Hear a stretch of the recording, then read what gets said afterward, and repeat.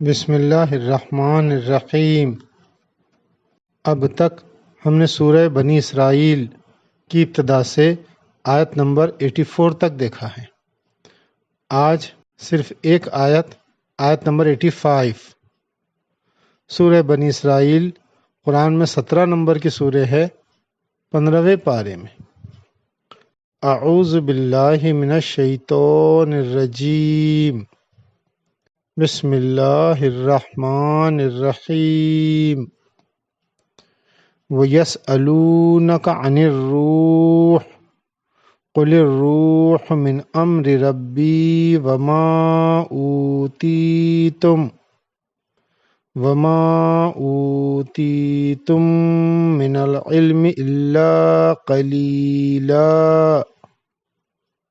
اس کا ترجمہ: اور وہ تم سے روح کے متعلق پوچھتے ہیں، کہو کہ روح میرے رب کے حکم سے ہے، اور تم کو بہت تھوڑا علم دیا گیا ہے، علم قلیل دیا گیا ہے۔ تفسیر: یہاں روح سے مراد وحی الہی ہے۔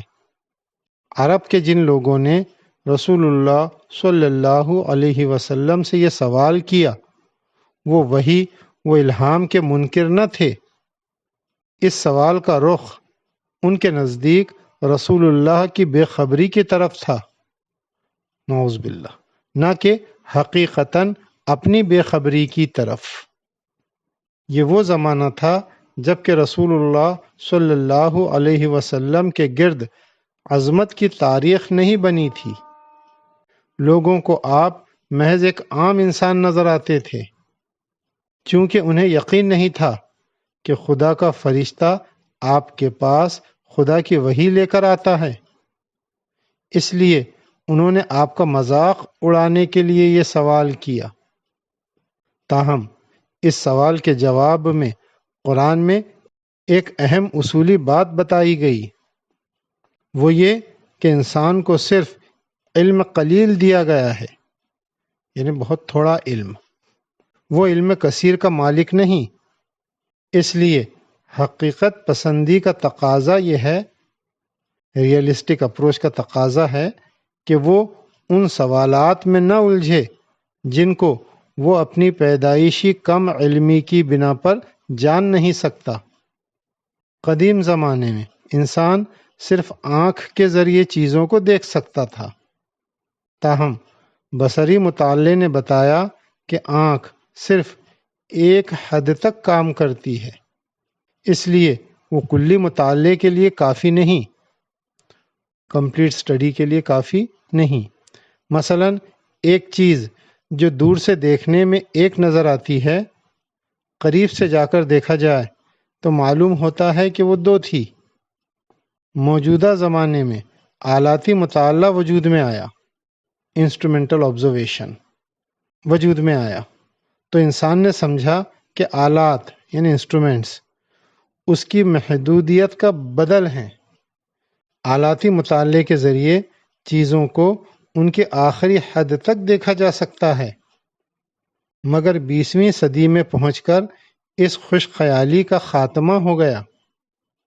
اب معلوم ہوا کہ چیزیں اس سے زیادہ پیچیدہ اور اس سے زیادہ پراسرار ہیں کہ آلات کی مدد سے ان کو پوری طرح دیکھا جا سکے۔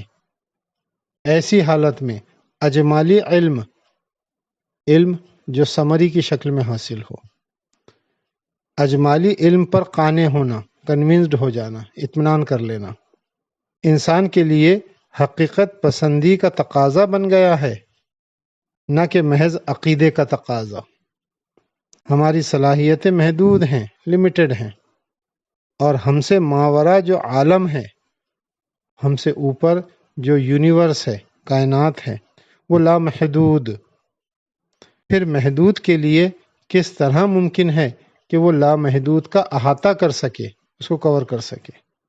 انسان کی محدودیت کا تقاضا ہے کہ وہ بالواسطہ علم پر قناعت کرے، جو انڈائریکٹلی مل رہا ہے اس پر قناعت کرے، اور براہ راست علم پر اصرار کرنا چھوڑ دے۔